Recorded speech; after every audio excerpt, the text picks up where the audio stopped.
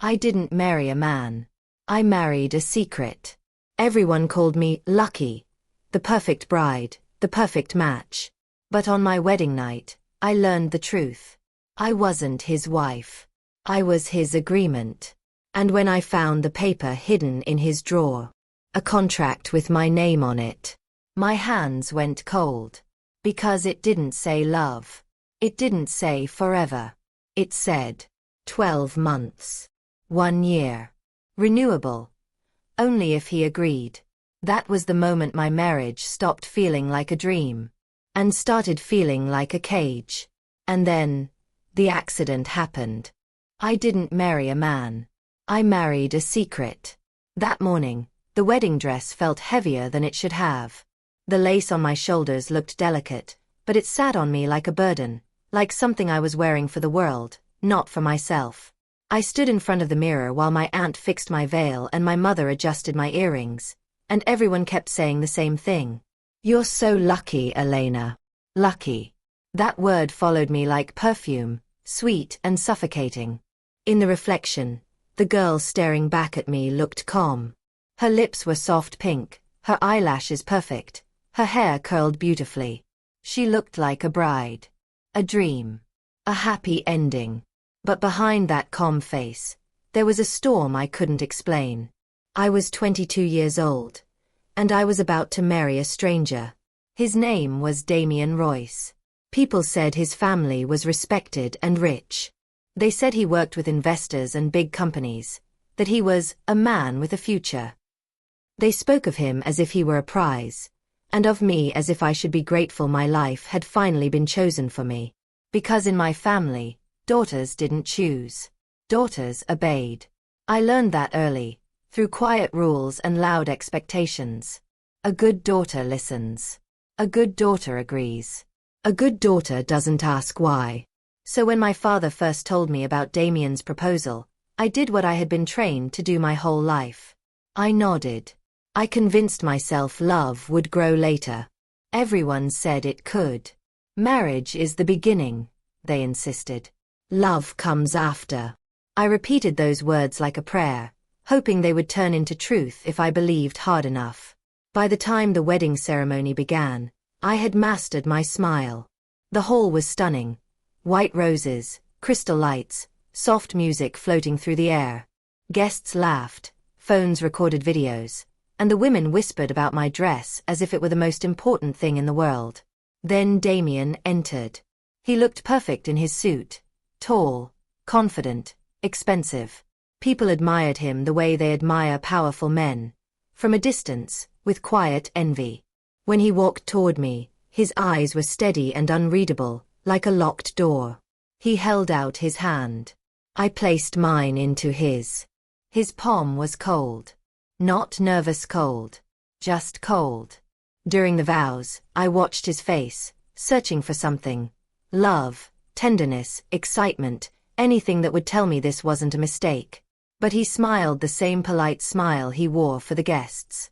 His words sounded practiced, too clean, too controlled. When it was my turn to speak, my throat tightened. What do you say when you're promising forever to someone you barely know? I said the words anyway, because I had no choice. After the ceremony, everyone celebrated as if we were a fairy tale. Photos, dancing, endless congratulations. People told me I was glowing, that I looked like the happiest woman alive. Inside, I felt like I was watching my life happen to someone else. That night, the celebration ended, and Damien brought me to his house. Not our house. His house. It was massive and silent, filled with elegant furniture that didn't feel warm. The air smelled like expensive cologne and loneliness. I stood in the bedroom while he loosened his tie. I expected something romantic, at least a gentle word, at least a look that said, "I'm happy you're here." Instead, Damien glanced at me like I was a responsibility. "Long day," he said calmly. "Get some rest." And then he walked out of the room and into his office. On our wedding night, I sat on the edge of the bed for a long time, still wearing white, staring at the closed door. My chest felt tight with confusion and shame. I told myself maybe he was tired. Maybe he was a man who didn't know how to show feelings. But deep down, I felt something darker. I felt unwanted. The next weeks became months, and the silence grew heavier. Damien wasn't cruel in a loud way. He didn't scream. He didn't hit. He simply erased me without trying. He left early, returned late, spoke mostly into his phone. When he did talk to me, it was about practical things. Money, travel, business. His attention never stayed on me long enough to feel real. Once, I spent hours cooking a meal I thought he'd love. He ate quietly, nodded once, and went back to his laptop. Another time, my birthday passed and he didn't notice. I kept making excuses for him. I kept trying harder.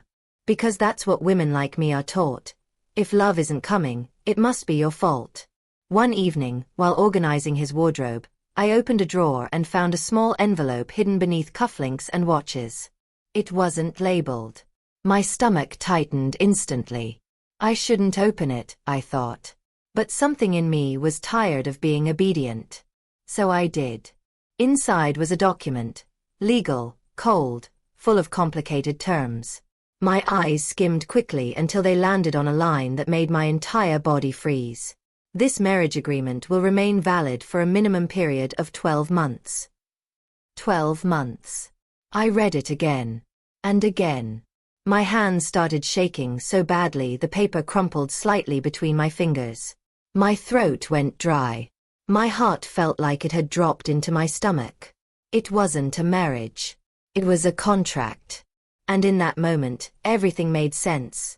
The coldness, the distance, the way he never looked at me like I mattered. I sat down slowly on the bed, holding the paper like it was a weapon. I wanted to scream. I wanted to confront him. But instead, I whispered to myself in disbelief. So, I was never his wife. And I didn't even know the worst part yet. I don't remember the exact moment the car stopped moving. I only remember the sound. Metal screaming against metal. Glass shattering like rain made of knives.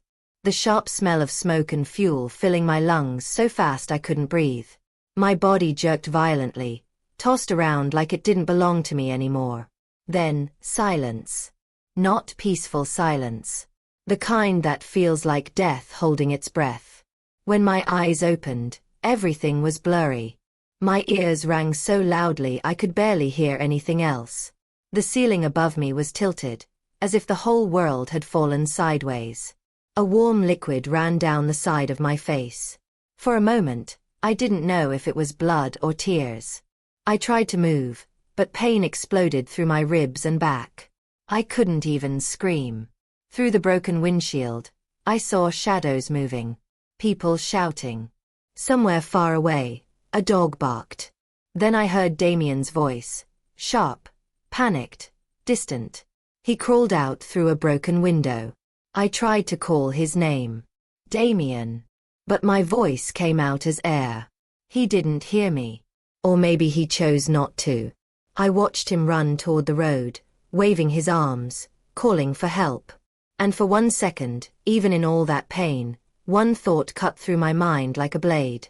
Of course he left first. My body trembled as strangers rushed to the car. Their faces looked terrified. Someone yelled, "Careful!" and hands reached inside, trying to pull me out gently.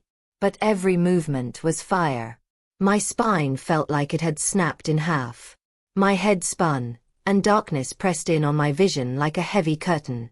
I heard someone shout for an ambulance. And then the world faded. When I woke up again, I was somewhere else. A white room. A smell of disinfectant. A rhythmic beeping beside me like an artificial heartbeat. I tried to swallow, but my throat was dry. My arms felt heavy, my skin tight. When I looked down, my body was wrapped in bandages like I had been rebuilt out of pain. My left arm was in a cast. My ribs ached with every breath. But the worst part wasn't what I could feel. It was what I couldn't. I tried to move my legs. Nothing happened. I blinked slowly, confused. I tried again, harder this time, as if effort could change reality. Still nothing. A cold fear crawled up my chest. I whispered, "No, no, no." Then I turned my head and saw Damien sitting in the corner of the room. He looked pale and exhausted. His suit was gone, replaced by a wrinkled shirt. His eyes were fixed on the floor as if he couldn't bear looking at me. For a moment, I thought he would speak.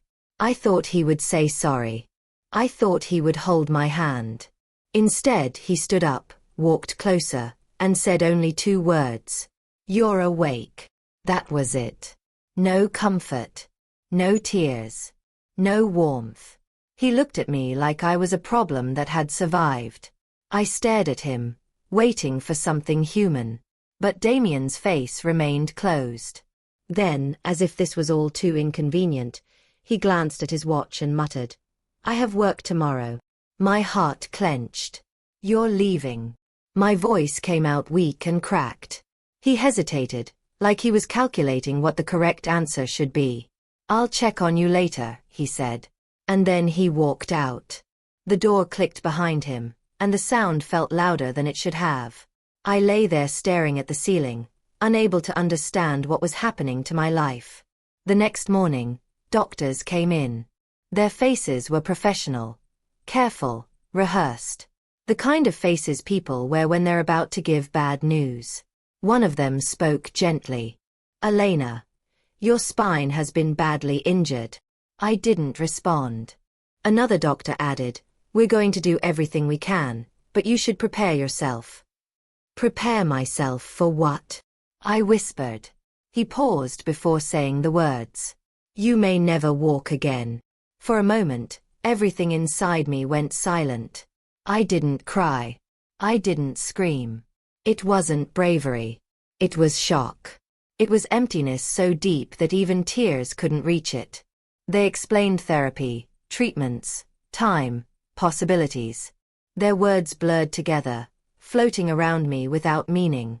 I only heard one sentence again and again like a curse. "You may never walk again."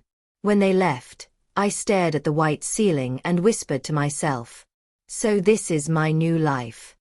Days passed. Then weeks. Hospitals have their own kind of time.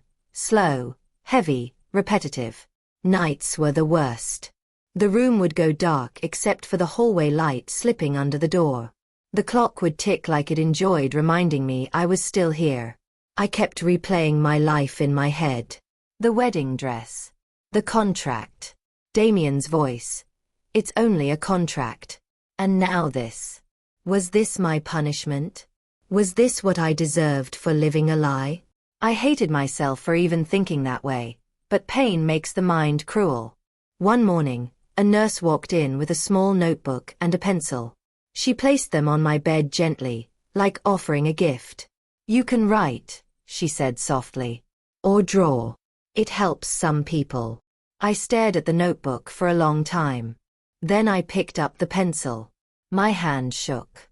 My fingers felt weak. But when the tip of the pencil touched paper, something inside me shifted. I drew a simple line. Then another. My lines were uneven, trembling like my heart. But they were mine. And for the first time since the accident, I felt alive. Soon, drawing became my breathing. I sketched small things, flowers, windows, the outline of the moon. Then I asked for watercolors. The nurse smiled as if she understood that art was not a hobby for me. It was survival. Other patients started coming by.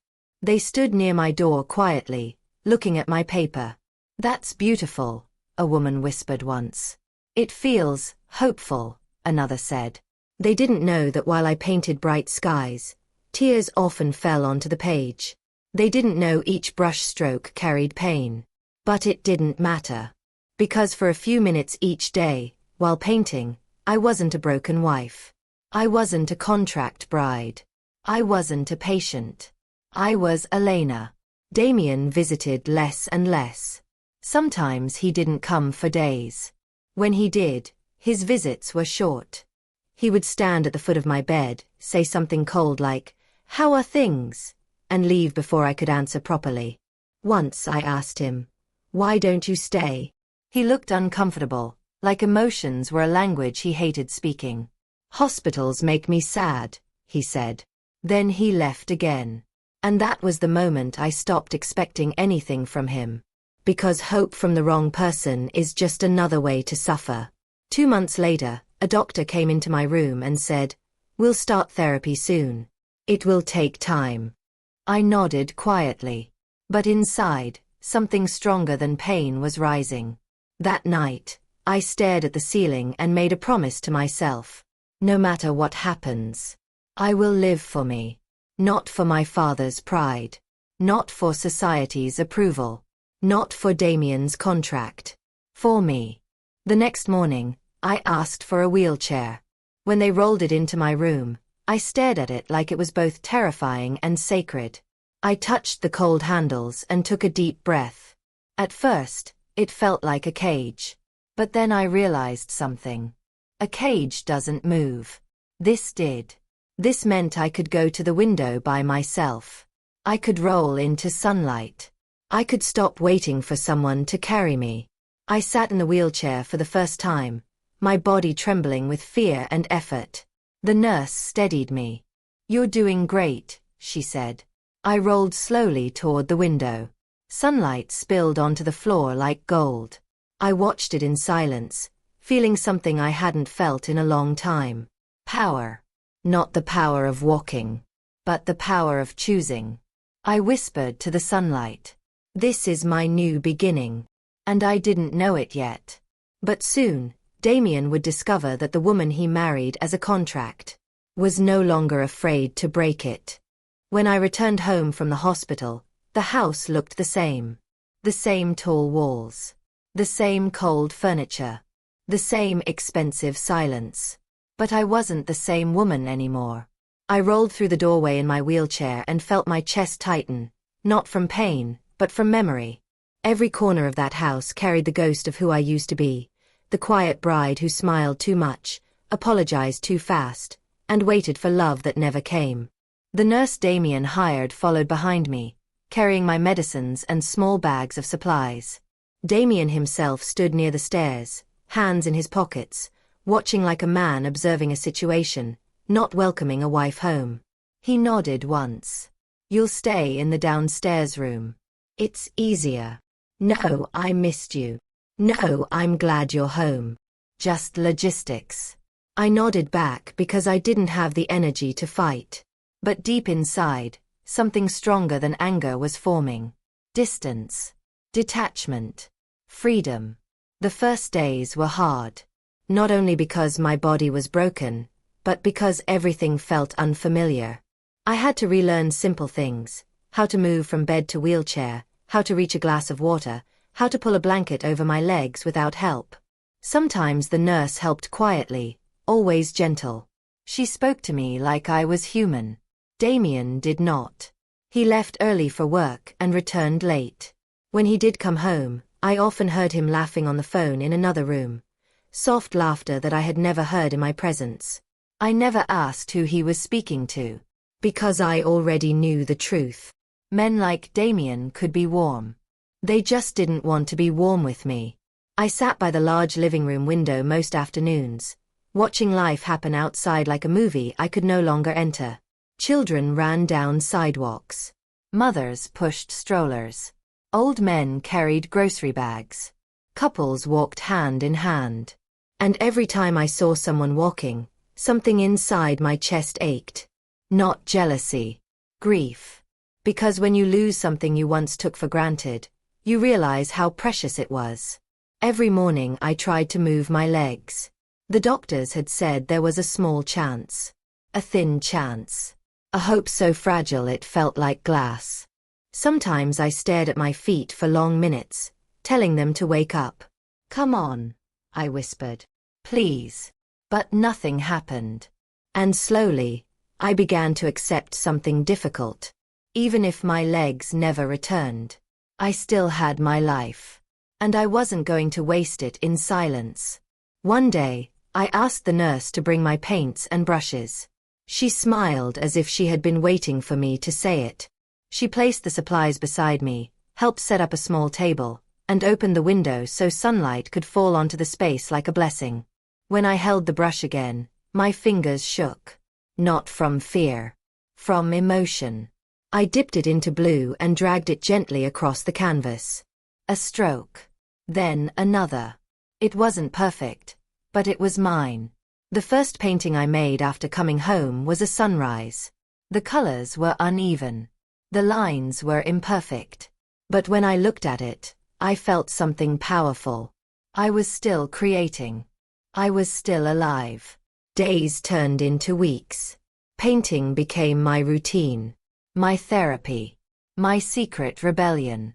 Sometimes the nurse sat quietly nearby, watching with a soft smile. Other times she helped mix colors. She didn't treat me like a broken woman. She treated me like an artist. Damien noticed eventually. One evening he walked into the living room while I was painting. He stood behind me for a moment, silent. I waited for him to speak. Maybe criticize, maybe ask a question. But he said nothing.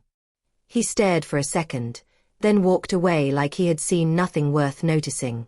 And strangely, that silence didn't hurt the way it used to. It felt like freedom. Because I stopped painting for approval. I painted for myself. A month later, my younger brother, Noah, came to visit. The moment I saw him in the doorway, my throat tightened. He had always been the one person who looked at me like I mattered. He carried a bouquet of fresh flowers and a book with a bright cover. He hugged me gently, careful of my ribs. "I missed you," he whispered. That simple sentence nearly made me cry. Not because it was dramatic, but because it was real. He placed the book in my lap. It was about artists who had lived with disabilities. People who lost sight, lost limbs, lost movement, yet still created beauty that touched the world. I turned the pages slowly, staring at the photos. If they could create life through pain, maybe I could too. Noah looked at my paintings around the room. His eyes softened. "You're still you," he said. "Maybe even stronger." His words stayed with me long after he left. That night, when the house went quiet again, I did something I hadn't done in years. I went online. I searched for an art community. And after hours of scrolling, I found it. A group of disabled artists sharing paintings, poems, and stories from around the world. For the first time in my life, I saw people who understood pain without pity. So I joined. At first, I posted anonymously. Just small paintings. A sky. A window. A sunrise. And then the messages started coming. "This is beautiful. Your colors feel like hope. I don't know you, but I feel your story." I stared at the screen, shocked. For years I had felt invisible in my own marriage. Now strangers were seeing me. And they weren't seeing my wheelchair. They were seeing my soul. Months passed, and Damien became more distant than ever. He stopped eating at home. When he did speak, his words were short and tired. He looked like a man who had already left, even while standing in the same room.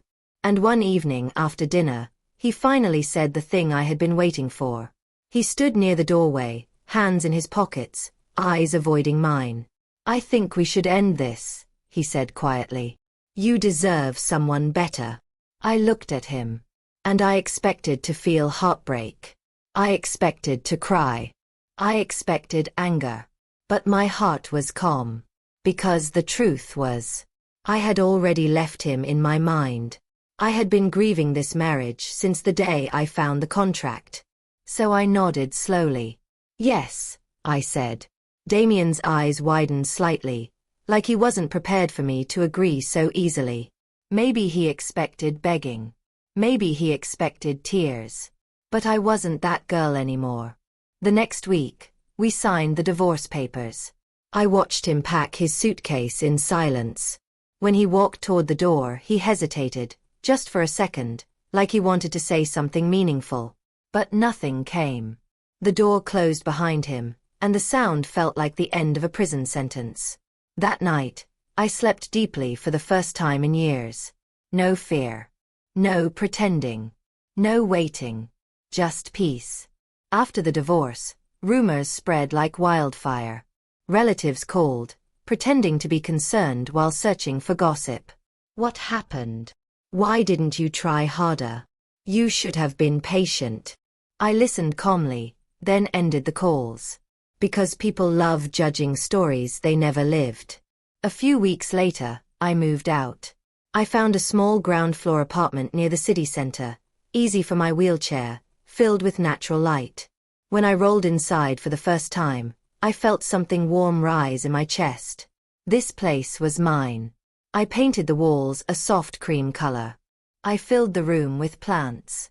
I hung my artwork like trophies, not of success, but of survival. The neighbors were kind. And the little girl from the apartment next door often came over to watch me paint. She asked endless questions and laughed like sunlight. One day she pointed at my paintings and asked, "Why do you paint so many skies?" I smiled. "Because skies change every day," I said. "Sometimes they're bright, sometimes cloudy, but they always move forward." She stared at me for a moment, then said softly, "Then you are like the sky." Her words stayed with me, because for the first time, I believed it. But even in my new peace, there was still an empty space in my heart. A dream I thought I had lost forever. Motherhood. And soon, that dream would return in the most unexpected way. After the divorce, my life became quiet in a different way. Not the painful silence of a loveless marriage, but the calm kind. The kind that feels like fresh air after years in a locked room. My new apartment was small, but it belonged to me. The walls were warm, the sunlight reached my floor every morning, and my paintings were everywhere. Some were hung neatly in frames, others were stacked against the wall, waiting to be finished. Plants filled corners like little signs of life. For the first time, I didn't feel like a guest in my own home. I felt present. I painted every day. Sometimes I painted skies so blue they almost didn't look real. Other days I painted storms, dark, heavy clouds split by a thin line of light. People online started noticing my work more and more. Comments turned into messages. Messages turned into orders. I started selling paintings online. At first, it was just one buyer. Then 2. Then 10. Soon, strangers were hanging my colors in their homes, and the thought of that made me emotional. For so long, my life had been controlled by other people. My family, my marriage, society's expectations. Now my work was traveling without me. My art was walking where my legs could not. A small magazine wrote a short piece about me and called me the woman who paints hope. When I saw that phrase printed, I smiled. But the smile didn't last long. Because inside my heart, there was still an empty space. A silent ache. The kind that comes when you want something deeply and realize life may never give it to you. I had always wanted to be a mother. Even as a child, I used to hold my younger cousins and imagine a future where my home would be filled with laughter, tiny footsteps, bedtime stories, and warm little hands holding mine. But after the accident, doctors told me something I never forgot. My spinal injury had damaged too much. I could never carry a child. I accepted it quietly. I didn't scream, didn't argue. Pain had already taken so much from me. What was one more dream? But acceptance doesn't erase longing. It only teaches you how to live with it. Every time I saw a mother pushing a stroller, my chest tightened. Every time I heard a baby laugh in a park, something inside me softened and broke at the same time. Sometimes, late at night, I would whisper to myself, "It wasn't meant for me." And I would force my heart to stay quiet.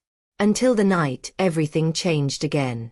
One evening, I was watching television while the little girl from next door played with her dolls on my carpet. A story came on the news, about a couple adopting a child from a shelter. The camera showed the baby smiling, wrapped in a soft blanket, placed into a mother's arms for the first time. And something inside me froze. I stared at the screen like I couldn't breathe. The anchor said, Thousands of children are waiting for families. The little girl giggled beside me, unaware of the storm forming inside my chest. That night, after she went home, I couldn't sleep. I lay in bed staring at the ceiling, hearing the words again and again. Children are waiting for families. I thought about love. About what it really meant. And then I thought about myself. Broken, yes, but still full of love. Still capable of giving. Still capable of raising a child with patience, warmth, and truth. By morning, my decision was made. I rolled to my laptop and searched for adoption agencies. The process was not easy. It wasn't romantic. It wasn't soft. It was paperwork and questions and judgment. They asked about everything. My health. My income. My ability to care for a child, properly. My living arrangement. My support system. And of course, the question I expected the most. How will you raise a child in a wheelchair? Some people asked it gently. Others asked it like an accusation. During my first interview, a woman across the table looked at me with polite doubt. "Are you sure you can handle it?" she asked. I smiled calmly, even though my heart was pounding. "I'm not sure anyone is ever fully ready," I said. "But I know one thing. A child doesn't need perfect legs. A child needs a safe home and a loving heart." She tilted her head, unconvinced. Another person asked, "What if the child is too active? What if you can't keep up?" That question hurt. It felt like the world was judging me before knowing me. But I refused to be ashamed. I looked directly at them and said the words that had grown inside me like strength. Love doesn't walk. Love lives inside the heart. The room went quiet. For a moment, even they didn't know how to respond. Months passed. Background checks. Home visits. Interviews. Endless waiting. Sometimes I felt hopeful. Sometimes I felt foolish. On hard days, I would sit by the window and watch people walk past my building, carrying grocery bags, laughing, living easily. And I would wonder if I was reaching for a dream too big. But then I would paint. I would dip my brush into bright colors and remind myself, my life had already proven something. I survived things that should have destroyed me. If I could survive pain, I could survive waiting. Every time the phone rang, my heart jumped. Sometimes it was just a delivery. Sometimes it was a friend. Sometimes it was the agency, but only to say, "We're still looking." And each time, I forced myself to breathe. Because hope, I learned, is a kind of patience. Then, one morning, my phone rang again. It was early. Sunlight was barely touching the floor. The number was unfamiliar. My hands shook as I answered. "Hello." There was a pause, then a woman's voice. "Ms. Carter?" she asked. My stomach tightened. "Yes. This is the agency," she said. "We have news." My heartbeat became thunder. "We have a baby boy," she continued. "He is 2 days old." I didn't breathe. Then she asked, gently, "Would you like to meet him?" For a second, the world stopped. Tears filled my eyes so fast I could barely see. "Yes," I whispered, so quickly it sounded like I was afraid the opportunity would disappear if I waited too long. Yes. Yes, I would. That afternoon, I went to the adoption center. My whole body felt light and heavy at the same time. Light with hope, heavy with fear. What if he didn't feel like mine? What if they changed their mind? What if I wasn't enough? I rolled into the waiting room, my palms sweating, my heart pounding. Then a woman walked in holding a small bundle wrapped in a white blanket. "He's here," she said softly. She placed the baby in my arms. He was tiny. So tiny it scared me. Soft black hair. Warm skin. A little face peaceful as sleep. His eyes were closed at first, his lips slightly parted like he was dreaming of something sweet. I held him carefully, terrified of doing anything wrong. Then, his eyes opened. Slowly. And he looked at me. Not through me. Not past me. At me. In that moment, something inside my chest healed in a way I didn't know was possible. I didn't feel broken. I didn't feel incomplete. I felt chosen. Not by society. Not by a contract. But by life itself. I whispered softly, "Hi." His tiny fingers curled around mine. And I knew I would do anything for him. The first nights were hard. He cried often, especially after midnight. I had to learn quickly how to hold him safely, how to change him from a wheelchair, how to warm bottles, how to rock him gently without standing. There were moments I felt overwhelmed. Moments I thought, how will I do this alone? But then he would quiet in my arms, his face relaxing against my chest, and I would feel something stronger than fear. Love. Love taught me how to become a mother. Not perfection. Not strength. Love. My son became the center of my life. My apartment filled with new sounds, tiny cries, soft giggles, the peaceful breathing of a baby asleep. And somehow even my pain changed. The ache in my back was still there, but it no longer controlled me. It became background noise compared to the purpose he brought into my life. When he smiled for the first time, I cried so hard I had to cover my mouth. When he grabbed my hair gently and laughed, I laughed too until my chest hurt. When he fell asleep on my shoulder, warm and safe, I stared at the ceiling and whispered, "Thank you." As time passed, my world expanded again. More people noticed my art. More orders came. Invitations followed, local interviews, small events, community talks. At first I was terrified. I didn't want people looking at me with pity. But then I realized something. If my story could give someone hope, then hiding it would be selfish. So I spoke. I told the truth about being forced into a marriage. I told the truth about the contract. I told the truth about losing my legs but finding myself. And each time I spoke, I saw faces change. Some cried. Some sat quietly, thinking. Some approached me afterward and said, "You saved me." I used to be invisible. Now I was being heard. My son grew quickly. By the time he was 2, he was walking, running, laughing, filling my home with joy. One day he touched my wheelchair and asked, "Mommy, why?" I smiled and said, "My legs don't work like yours." He blinked once, then nodded like it was the simplest thing in the world. He didn't judge. He didn't pity. He just loved me. And I realized something powerful. Children see hearts before they see bodies. Years later, I still sometimes dream of walking again. In my dreams, I stand barefoot in a field, wind touching my face. When I wake, I don't cry. I smile. Because I finally understand the truth. Freedom is not in the legs. Freedom is in the mind. I used to think my story was tragedy. But now I know it was transformation. Life didn't give me what I asked for. But it gave me something better.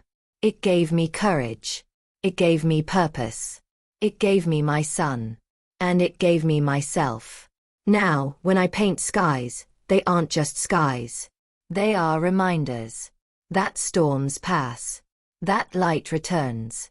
And that even a woman who was once forced into a life she didn't choose can still build a future she loves. The end. If you liked my story, please like, comment, and share.